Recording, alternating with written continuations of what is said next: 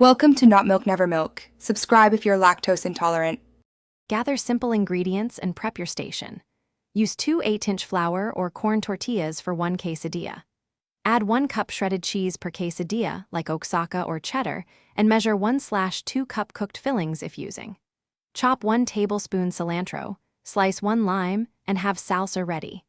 Use 2 tablespoon oil or a light spray for a crisp shell, or choose a 10-inch nonstick skillet. Keep spatula and plate nearby, so you can assemble and cook without losing heat.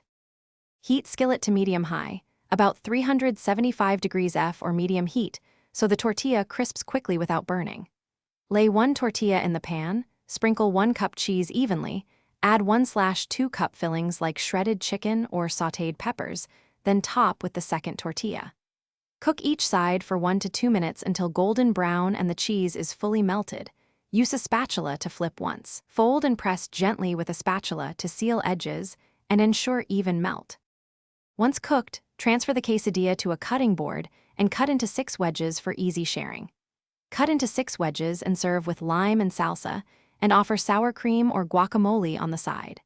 For variations, add 1/2 cup cooked chicken, 1/4 cup beans, or 2 tablespoons sautéed peppers before cooking. Store leftovers in the fridge up to 3 days and reheat in a skillet for 1 to 3 minutes per side to restore crispness, or freeze wrapped for up to 1 month. Thanks for watching. If this was helpful, leave a like and consider subscribing. See you next time.